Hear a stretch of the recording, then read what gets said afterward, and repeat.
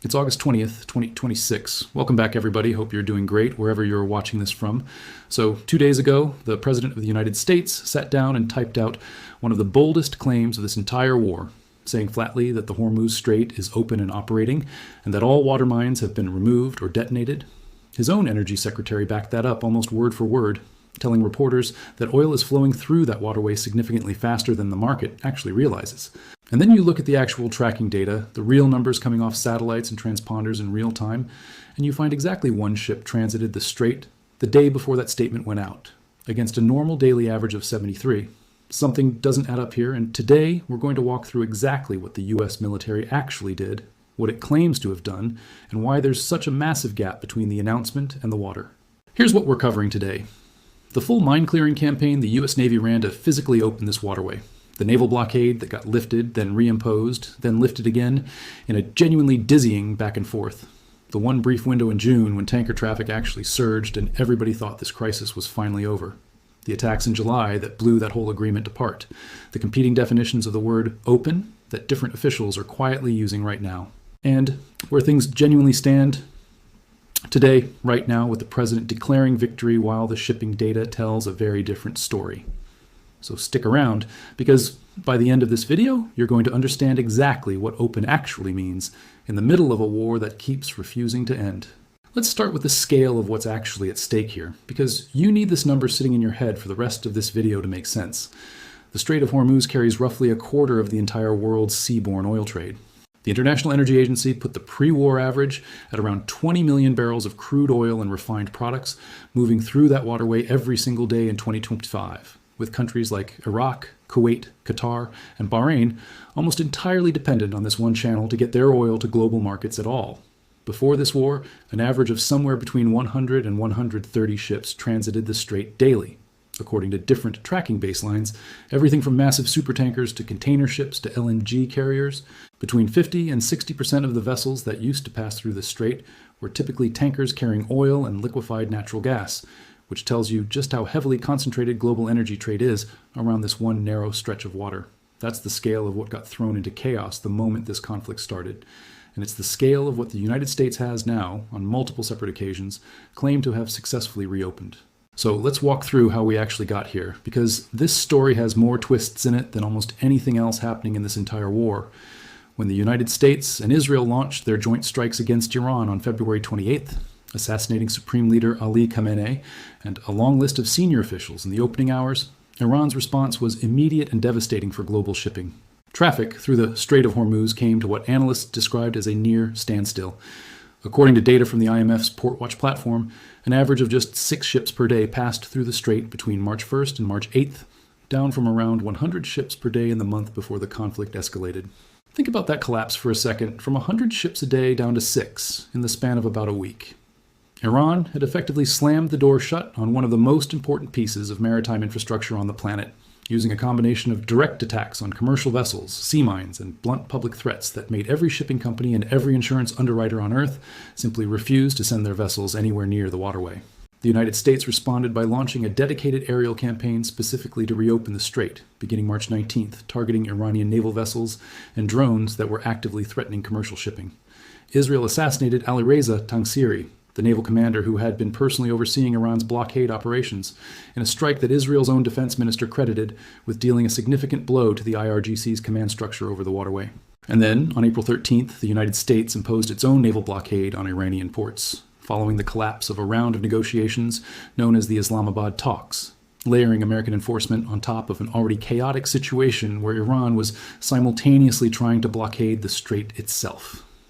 On April 23rd, President Trump went a step further and ordered the Navy to destroy any Iranian boats caught in the act of laying mines, a direct standing order aimed at stopping the mine-laying campaign at its source, rather than just cleaning up after it. Now here's where the first genuine attempt at opening the strait happened, and it's worth walking through in detail because it establishes a pattern that repeats itself throughout this entire story.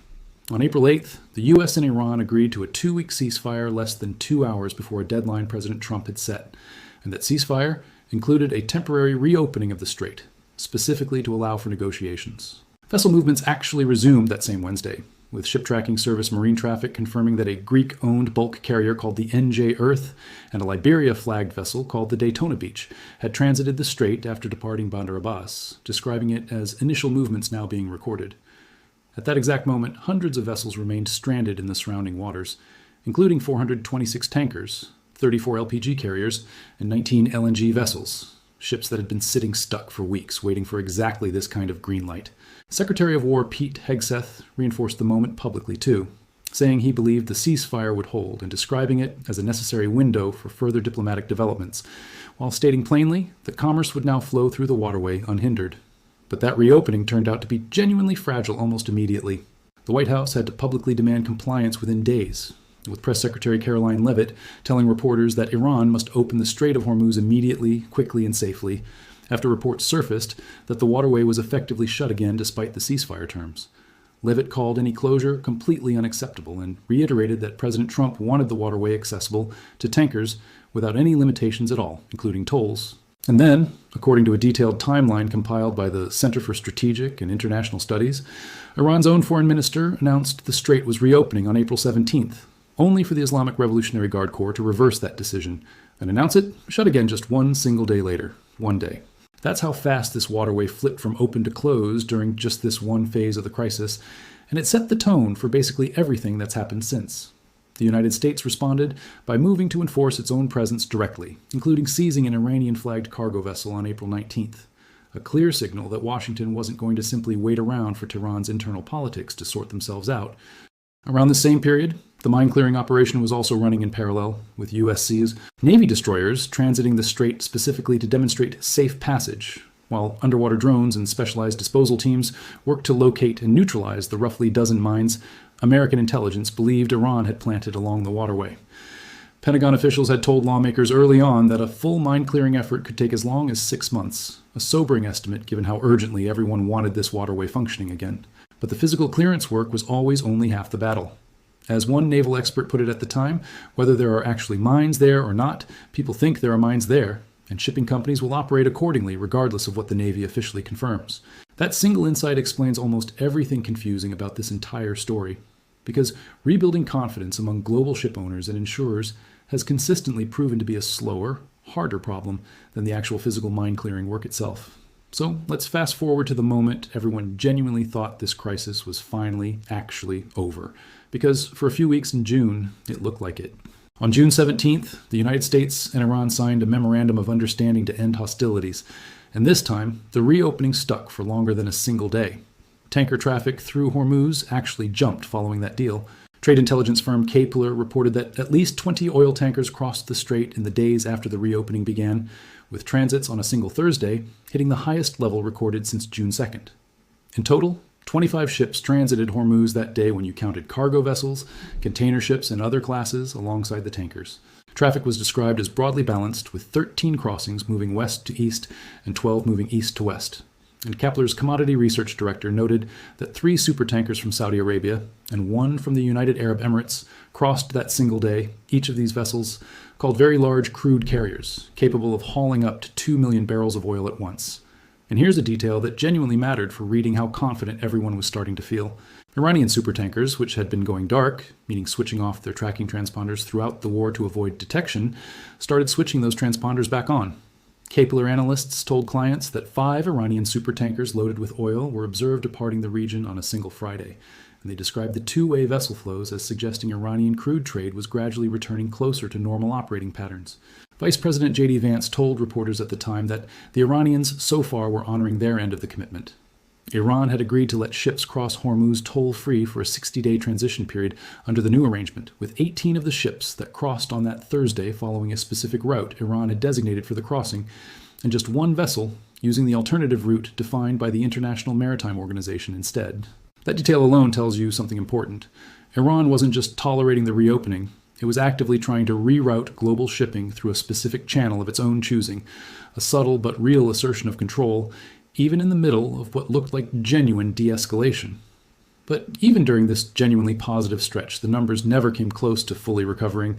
According to Portwatch data, only 513 ships transited the strait in the first 18 days after that June reopening, averaging just 28 ships a day, far below the pre-war average of over 100. So even at what turned out to be the high point of this entire de-escalation process, traffic was still running at barely a quarter of normal levels. And there was already a source of tension quietly building underneath the surface. Iran signaled it intended to introduce transit fees once that 60-day toll-free window ended, while the United States and most shipping companies maintained that Hormuz is an international waterway, where transit should remain permanently free. President Trump made his position on that clear too, stating flatly that any fees would be unacceptable, a disagreement that was sitting there, unresolved, the entire time the ceasefire was technically holding. And then it all fell apart again, and it fell apart fast. On July 1st, U.S. and Iranian negotiators traveled to Doha, Qatar, for indirect negotiations, with delegations reportedly making what a Qatari foreign ministry spokesperson described as positive progress. 6 days later, on July 7th, Iran fired on 3 commercial vessels in Oman's territorial waters near the Strait of Hormuz, according to a U.S. official, and U.S. Central Command responded by launching what it called punishment strikes against Iran. The very next day, July 8th, Iran warned it would deliver a crushing response to those American strikes, and the Islamic Revolutionary Guard Corps claimed it had launched attacks at 85 separate U.S. military targets across Bahrain and Kuwait. President Trump, speaking at the NATO summit in Turkey that same day, castigated Iran as evil, sick people, and declared publicly that the Memorandum of Understanding, the very deal that had produced that promising June traffic surge, was over. Hours later, the United States launched even more strikes against Iran. In the span of about a week, an agreement that had taken months of painstaking diplomacy to reach, and that had genuinely started moving real tanker traffic through one of the world's most important waterways, completely collapsed. At least 5 separate commercial vessels were attacked in and around the Strait of Hormuz in the period following that breakdown, including the Singapore-flagged container ship Everlovely, which was struck by a projectile roughly 14 kilometers, or about 7.5 nautical miles, southeast of Oman's port of Dahet on June 25th, right before the fuller collapse in July. And here's a genuinely interesting side note that came out during this whole mess. Iran's deputy foreign minister proposed an entirely new arrangement for shipping through the strait, with inbound and outbound corridors that would actually pass through Iranian waters directly, a genuine departure from the decades-old system where commercial traffic traveled primarily through Omani waters instead.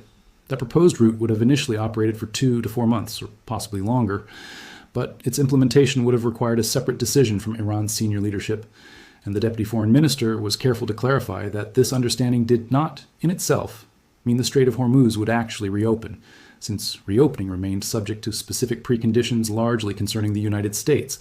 Conditions, he said, involved accusations that Washington had reinstated a naval blockade, resumed hostilities, and reimposed sanctions.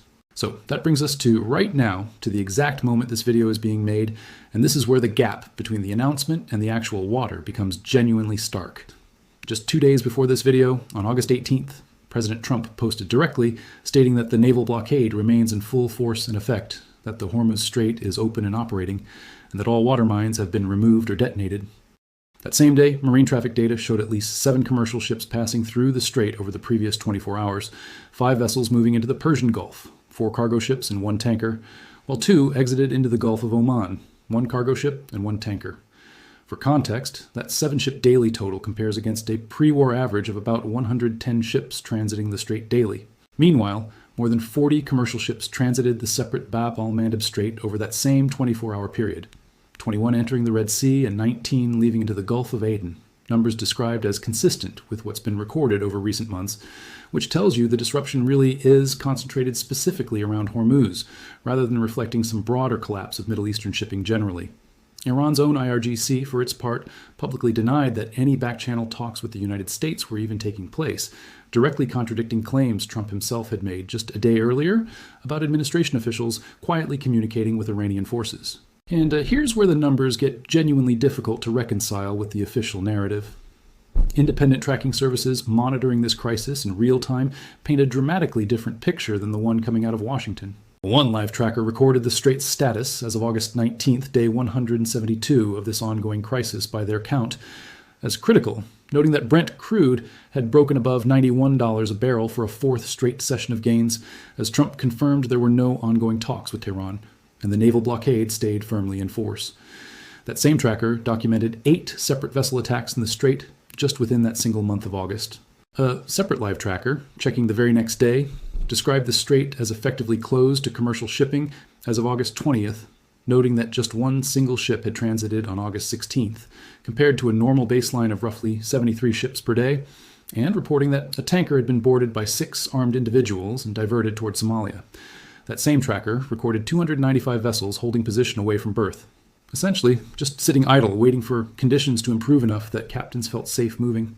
Another maritime intelligence platform tracking the region reported that Iran had enforced new maritime transit regulations after its 60-day ceasefire window expired, resulting in a fatal attack on a bulk carrier called the Minoan Dignity, and the outright seizure of a tanker called the Amara, describing it as a significant escalation in Iranian enforcement activity within the strait.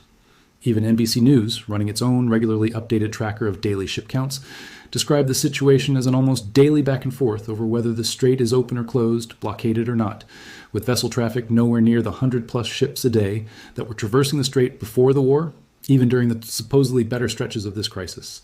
And CNN Business ran a piece specifically addressing this exact contradiction, noting that common wisdom held the crucial waterway was effectively closed to oil tanker traffic, with Iran having fired on dozens of tankers attempting to transit and maritime tracking services, reporting a significant decline in vessel movements, while global oil inventories continued being depleted. But the reporting also captured the other side of this argument directly from the administration, noting that U.S. Energy Secretary Chris Wright had told a very different story just the week before, insisting the strait was open and that oil was flowing significantly faster than the market actually appreciated. So who's actually right here? And more importantly, how can both of these things be simultaneously true in any meaningful sense? Let's genuinely try to reconcile this, because it's worth understanding rather than just picking a side. On one hand, the technical narrow claim that mines have been cleared and that the physical passage itself isn't obstructed by explosives can be entirely accurate, and there's real evidence supporting exactly that specific claim, given the extensive mine clearing operation the Navy ran throughout the spring, using both traditional minesweepers and autonomous underwater drones. On the other hand, open in any meaningful economic sense has to mean ships are actually willing to use the waterway at something resembling normal volume, and by that measure, the data is genuinely unambiguous. 7 ships is not 73 ships. 1 ship on a given day is not 73 ships. Even the best days recorded during the June reopening only reached about 28 ships daily, roughly a quarter of the pre-war baseline, and that was during the most optimistic stretch of this entire crisis, well before the July collapse pushed things even further backward. Part of what's genuinely happening here is a difference between 2 entirely different definitions of the same word. The Navy can accurately say the physical channel has been swept of explosives and remains technically navigable. The Energy Secretary can point to actual barrels of oil still moving, some of it through routes shipping companies aren't fully broadcasting on public tracking systems, and describe that flow as underappreciated by markets that are pricing in worst-case assumptions. And meanwhile, the White House can describe the situation as open in the specific sense that there's no formal Iranian closure order or active combat blockade preventing transit at this exact moment. All 3 of those statements could technically be defensible in isolation, but none of them capture what a shipping executive, an insurance underwriter, or an oil trader actually needs to know before committing a $200 million vessel and its crew to that waterway, which is simply whether it's actually safe to send a ship through right now, today, without it getting boarded, fired on, or seized. And that's exactly the confidence problem that keeps sabotaging every single attempt to genuinely reopen this strait throughout this entire war. Look at the pattern one more time, because it's remarkably consistent across nearly 6 months now. April 8th, ceasefire announced, ships start moving. April 17th, Iran's own foreign minister announces reopening. April 18th, one single day later, the IRGC reverses course and shuts it again. June 17th, a memorandum of understanding gets signed. Traffic genuinely surges to its highest levels of the entire war. 20-plus tankers, 25 ships in a single day. July 7th, less than 3 weeks later, Iran fires on 3 commercial vessels, and the entire arrangement collapses within 72 hours. August 18th, the president declares it open and operating with all mines cleared. Same week, independent trackers record a single ship transiting in a 24-hour period. Every single time this waterway has been declared open throughout this entire crisis, the reopening has lasted somewhere between 1 day and a few weeks before something, an attack, a seizure, a diplomatic collapse, dragged it right back toward closure. That's not a pattern of steady progress toward a genuine resolution. That's a pattern of a waterway trapped in a cycle it hasn't been able to break out of since February. Think about what that cycle actually costs every single time it repeats. Every reopening announcement that later gets walked back doesn't just fail to move oil that particular week, it actively erodes the credibility of the next reopening announcement too. Shipping insurers, who got burned believing the June deal would hold, only to watch it collapse within weeks under renewed attacks, are going to be dramatically more cautious about believing the August announcement, regardless of what mine-clearing evidence the Pentagon can produce. That's the compounding cost of a broken cycle like this. It's not just that the strait keeps closing, it's that each closure makes the market believe the next opening less, which means even a genuinely successful permanent reopening down the road is going to take longer than it should to translate into real traffic, because the trust deficit built up over 6 months of broken promises doesn't reset itself the instant a ceasefire gets signed. Let's talk about what this means economically, because the numbers here are genuinely staggering when you actually add them up across the full length of this crisis. Brent crude sitting above $90 a barrel, with reports of it climbing past $93 during some of the more recent spikes, represents a massive, sustained increase compared to where energy markets were sitting before this entire conflict began.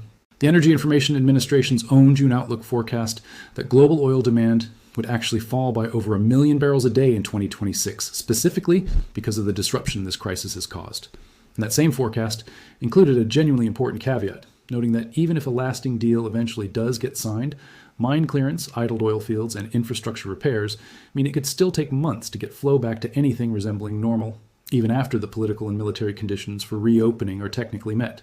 Freight rates on the alternative routes shipping companies have been forced to use, rerouting around the southern tip of Africa instead of through Suez or Hormuz, have risen sharply as demand for that limited alternative capacity surges, adding somewhere between 3,500 and 4,000 nautical miles and 10 to 14 extra days to voyages between Asia, Europe, and the Middle East. That's not an abstract inconvenience. That's real money and real time being burned on every single shipment that has to take the long way around, because the short way through, Hormuz still isn't trustworthy enough to use. And it's worth remembering this rerouting isn't a free alternative either, since the Cape route itself carries its own exposure to widening tensions in the Red Sea, meaning shipping companies are essentially choosing between two different flavors of risk rather than escaping risk altogether. There's also a quieter, more structural cost building up underneath all of this that doesn't show up in daily transit counts at all. China's 2 largest state tanker operators, which together control over 100 very large crude carriers and roughly half of China's entire pre-war Middle East crude imports, have reportedly been keeping their fleets out of both Hormuz and the Bab el-Mandeb Strait entirely, acting on direct guidance from Beijing. When the world's largest crude importer starts deliberately routing its own state-controlled tanker fleet away from a waterway altogether, rather than just proceeding cautiously through it, that's a far more serious signal about genuine confidence than any single presidential statement, because it represents an entire nation's energy security apparatus making a long-term risk calculation with actual fleets and actual contracts on the line. So where does this actually leave things heading into the rest of this year? Watch the daily transit numbers far more closely than you watch the official statements, because the pattern we just walked through tells you that political announcements about the strait being open have consistently preceded actual traffic increases by wide margins, sometimes by weeks, sometimes not materializing at all. If you see the 7-day moving average of transits climbing steadily above something like 60 ships a day and holding there for an extended stretch, rather than spiking briefly before another attack drags it back down, that's the real signal that this waterway has genuinely turned a corner. Watch for whether Iran's IRGC and the U.S. administration's public statements about ongoing talks stay in sync or keep contradicting each other the way they did just this past week. Because that kind of public confusion about whether negotiations are even happening is itself a sign that neither side has genuinely locked in a stable arrangement yet. And watch the insurance and shipping industry response specifically, because underwriters and shipping executives are making decisions with real money on the line. And their behavior, whether they're actually willing to insure and dispatch vessels through the strait at normal rates, is going to be a far more honest indicator of whether this waterway is truly open than any single social media post from any government official on either side of this conflict. Because here's the fundamental truth sitting underneath this entire story, one that both sides of this dispute would probably agree with if you got them to be honest for a second. A waterway isn't actually open just because someone with the authority to declare it says so. It's open when hundreds of independent shipping companies, insurers, and tanker captains, all making their own risk calculations with their own money and their own crews on the line, decide it's genuinely safe enough to use again. That threshold has been crossed exactly once during this entire 6-month crisis, briefly in the days following the June Memorandum of Understanding, and even then it only reached about a quarter of normal traffic before collapsing again under renewed attacks. Everything else, every other reopening announcement, every claim about mines being cleared and blockades lifting, has so far been a statement about intentions and capabilities, rather than a statement about what ships are actually doing on the water. Until those two things line up and stay lined up for more than a few weeks at a time, open is going to keep meaning something very different depending on who's saying it. What do you think is actually happening here? Do you think this latest declaration marks a genuine turning point that traffic numbers just haven't caught up with yet? Or do you think we're watching the exact same cycle of premature announcements and collapsed agreements play out one more time? Let me know what you think down in the comments. I read through as many of them as I genuinely can. If this video helped you cut through the confusion between what's being announced and what's actually happening on the water, do me a favor and hit that like button. It makes a real difference in getting this kind of detailed breakdown in front of more people who need to see it. Go ahead and subscribe if you want to keep tracking this story as it develops, because based on the pattern of the last 6 months, this almost certainly isn't the final word on whether this strait is actually open. And if you know someone who's only been hearing the headline claims about Hormuz being reopened without seeing the actual shipping data behind them, share this with them, because understanding that gap is genuinely understanding one of the most important underreported stories in this entire war. Thanks so much for watching, and I'll see you in the next one.